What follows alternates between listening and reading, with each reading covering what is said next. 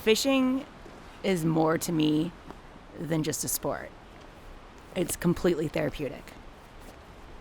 It allows me to focus my mind and reset my perspective. It's easy to keep adding more to the list without taking time for the moments that are truly beneficial to us. Being on the water is a place where the world feels the most simple.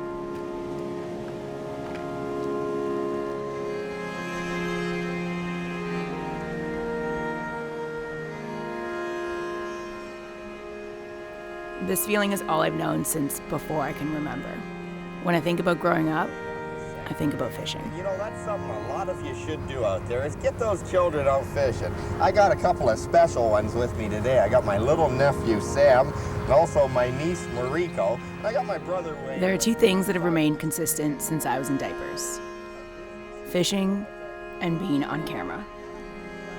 It seems my family made a conscious effort to take my brother and I into their unconventional world. I'm here in the spring now for a couple of years, and she started fishing when she was 1 year old, and now she's just turning 4. I shared the screen with my uncle, my mom,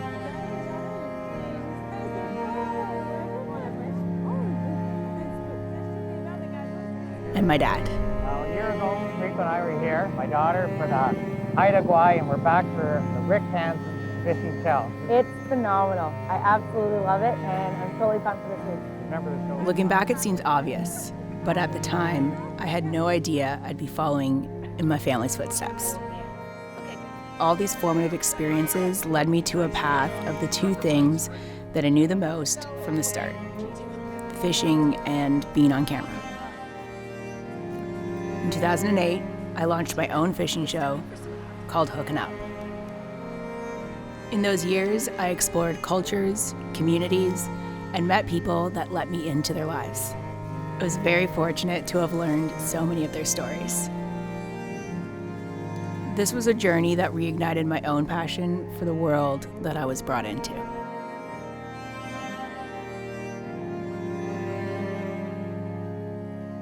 The generations before me contributed so much to my story. Now it's time to pass down all the life lessons and share this world of fishing with the next generation. As a mom.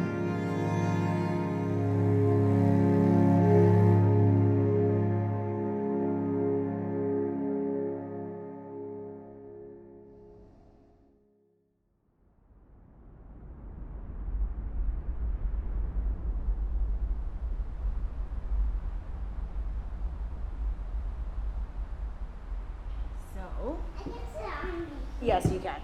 So we have a big day of fishing, okay, girl? So we need to pack a lot of food. Can I pack? Yes, open it up. I'm going to open it up. Great. Okay. You go. Thank you. Thank you, Mama. Ooh, these are all jalapeno cheddar. We got some room. Okay.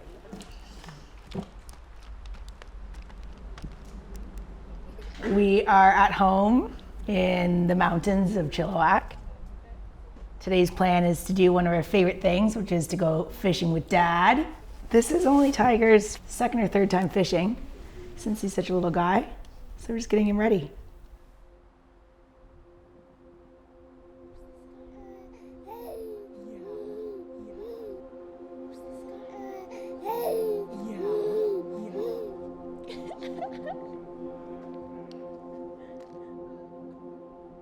Yale is an avid little fisher person. We've been taking her out. We took her out on our first boat ride at 6 weeks. Yeah, she loves the outdoors, but also specifically loves fishing. She goes fishing with her papa back in Ontario. She goes for bass fishing, and then out here she does sturgeon fishing with us.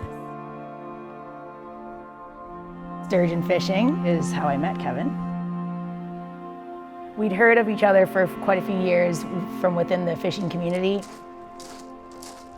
Prior to that, I didn't even know what Chilliwack was, which is the town that we live in. I didn't know what a sturgeon was, because I come from a bass fishing family out in Ontario. It was an epic experience.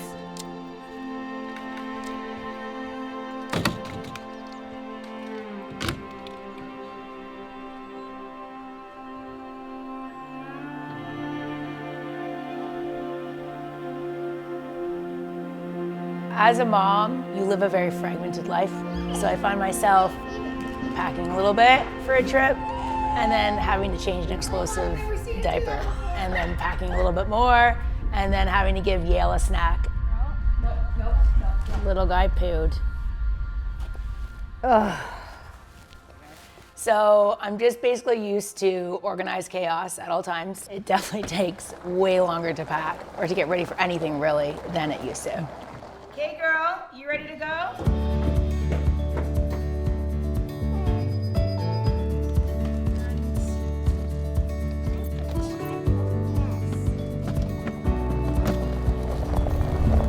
Are you excited to catch a sturgeon? Yeah. Me too.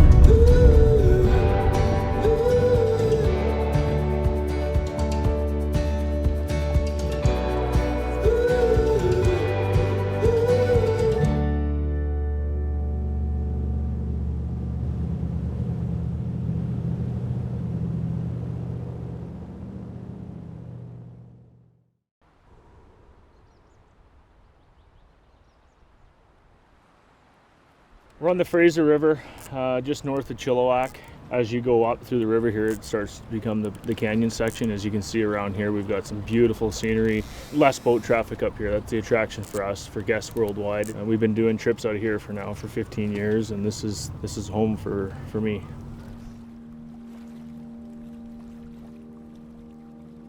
No matter where you go, you can't really hide right now. There's not a lot of shade, so I think later on it'll pick up for us, but we just got out here and we'll see what happens. We're using some smaller baits right now. These fish have been eating salmon for a couple months now, so I'm thinking giving them a little bit of an appetizer instead of a main meal might be the ticket. What gets me excited about going out in the water, especially when it's with Dad or Kev, is knowing that the kids are going to be able to see their dad in his true element. I love the idea of that, and honestly, I love seeing that myself too. It's also super exciting because it means we're gonna be spending a whole day out in the water and out in nature, very little digital distraction, and it forces you to truly spend quality time because you're in a small space, but in a beautiful space, so I really enjoy that part too.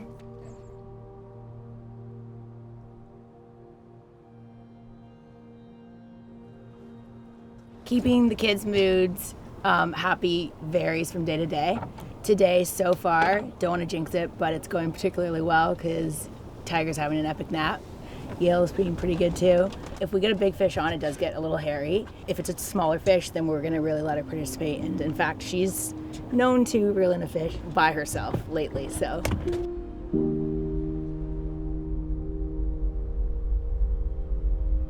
We got a little guy. Okay, first fish on, everybody. Just go slow. I'm gonna get these rods out of the way. I love how it's a little guy, but it's still so hard to reel in.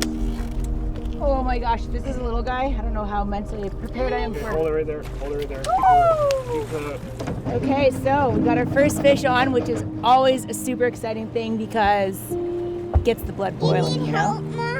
I'm okay right now. Thanks, girl. Just be safe there, and I'm happy. I'm gonna take it from underneath.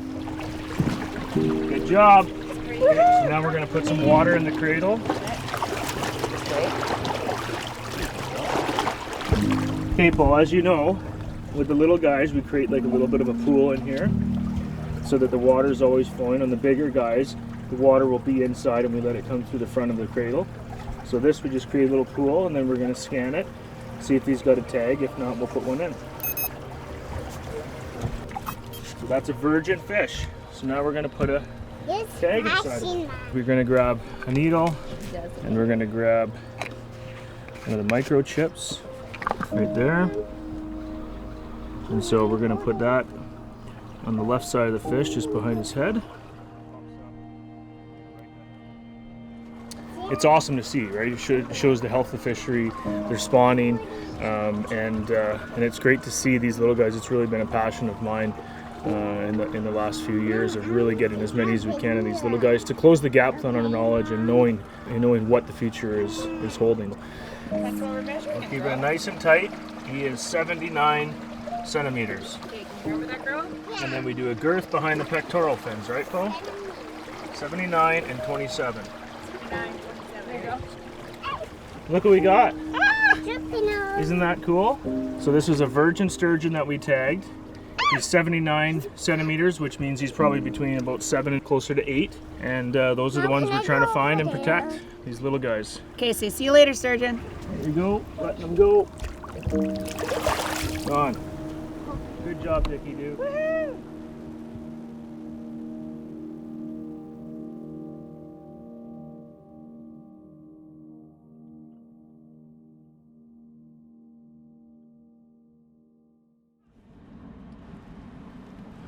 You know, I always say there's fishermen and there's men who fish. And sturgeon on a daily basis throughout a full day trip will average 3 to 6 fish a day. We've landed one, we've lost one, and we're getting some bites now. So it's about sort of enjoying the day, and the fish become a bit of a bonus. More about the people that you're with outdoors, being patient and having good conversation and enjoying the day.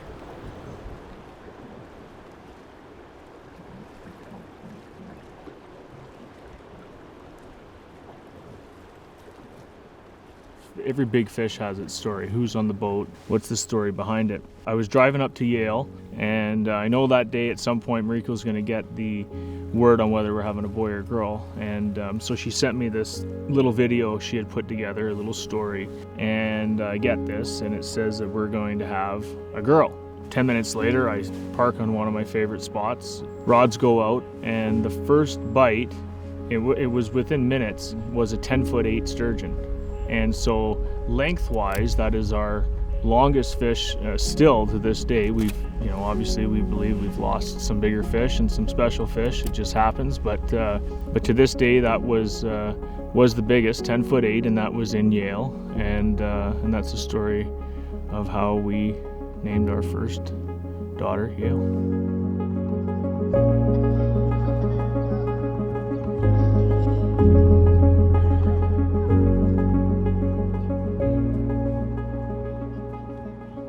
It's always about nature for me and energy, and I think growing up, and that's something that we're going to instill in the kids, is it's something that you develop and have an awareness for, and I think that's something that you continue to strive for when you see that peacefulness and the tranquility. And so being outdoors in general, not just fishing, but in general, is very important just for the human soul, I believe. The guiding company, Sturgeon Slayers, is an extension of what I believe at my heart is about creating good. I always grew up fishing in British Columbia. We had a cabin on Sheridan Lake in the Caribou. So I grew up lake fishing mostly, and hockey was obviously at 3, I think I was on skates. 12 months a year was hockey, so it was sort of hockey, and then when we could be outdoors and fishing, and that was life for like a really long time. It's been a wild ride around the world, right? You know, I played 4 years in Chilliwack, then went to Michigan State on a scholarship. I was drafted by Carolina out of Chilliwack, and so I signed with Hurricanes in the NHL.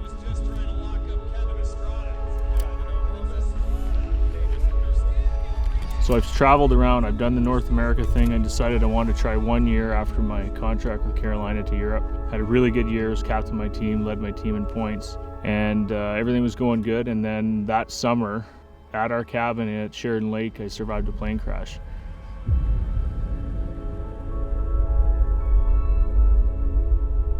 And that plane crash, you know, I'm lucky to survive it, but everything that I had worked for since I was 3 years old was in jeopardy.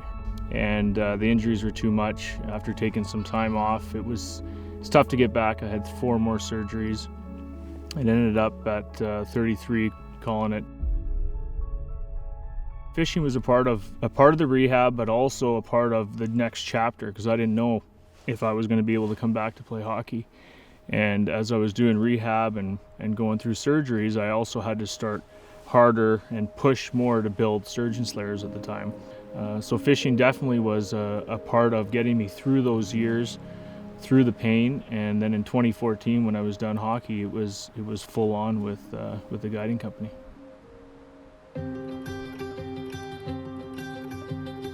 So we've been going further and further east on the Fraser River. It's a really extremely hot day, way hotter than an average September day. So the fish are probably just chilling. So now the sun is kind of setting a little bit and we're in a shaded area and we're hoping that that changes things. Positives are that it's fishing and we're out in the Fraser and it's gorgeous. And feeling very grateful. As a mom, I'm hoping we hook into one. I would love to, especially with this light. It'd be really nice. Bigger? Still there? Yep. Okay. Really Tiny baby, yes. Okay, hold on.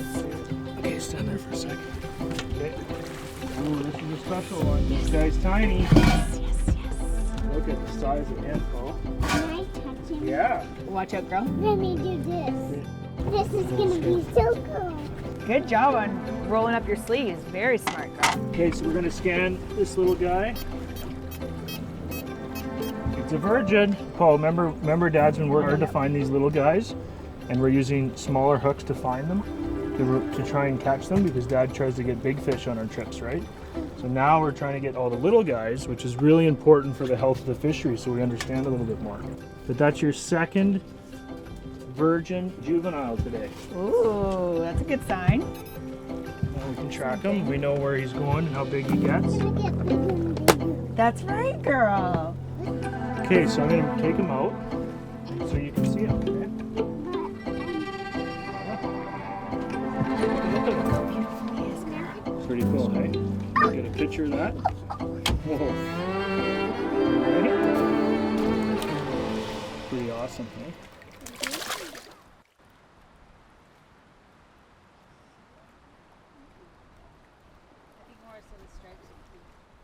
Big part of the enjoyment of it all is that you do get a fish on the line, but it's never a guarantee that you're gonna see it up close, and that's really fun. But there's also something that's on the line and you know it. Your blood gets pumping and you're just like so excited about everything, and that's really fun. Okay, so we got a little bigger fish here.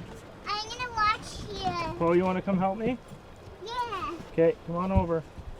Good job. Keep her going. Keep it going. Okay, I'm gonna bring him around and we're gonna go to the cradle, okay? Okay. We'll see how big he is. Put that underneath. Yep, perfect. Now crank it. Good job. Good job. Girl. Good job, girl. Whoa, it's lifting her all the way up. It's lifting her off the ground. Hold that, Mom, real quickly. Quickly. Hey, no, hold on, girl.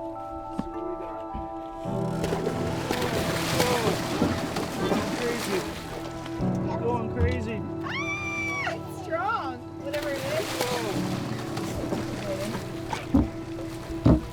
Okay, got another one here. Uh-oh. That's the real fish here. How are we gonna get We're gonna get both. This is fun. This is what we've been waiting all day for. Okay, so a double header, which means we have 2 fish on the rod. Yale, you were doing an awesome job at reeling in the first fish. Dad's figuring out what's going on with... Third bite now. Stop. Okay, guys, this is what fishing's all about. This is next level excitement. Having this much going on all at once is not that common. Oh my God. Ah!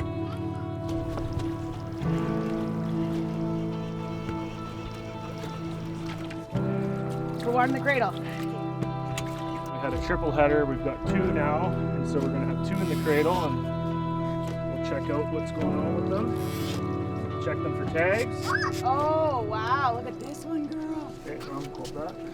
We can't. A little bit. Walk back.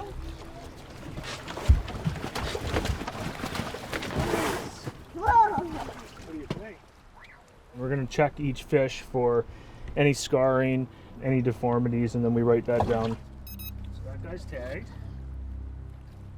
I've got more involved in the politics and more involved in the conservation of sturgeon, and now we're at a point where we're trying to bring awareness globally to people on how to protect this species.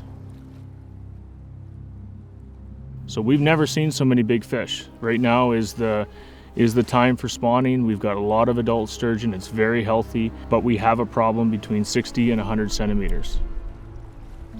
So one deformity here is you see this line here. Those are net scars through here and here. So this guy's been in a net and either released or got got out. You can see it right there pretty bad too. It's one thing that we gotta make some change on is selective fishing. That's the biggest problem and the recruitment problem. We're seeing lots of fish under when we fish for them specifically, but that size class from 60 to 100 is, and that's because that is the same size that is targeted for salmon by nets. And so when you have nets in a river that are non-selective, you are essentially getting anything that's out there. It's unique to me to be, you know, a louder voice on bringing awareness, because there's not many other people, and it's something that I've worked hard to change. Excuse me. Okay, Poe, should we release them? Yeah. Later, guys. See you, buddies.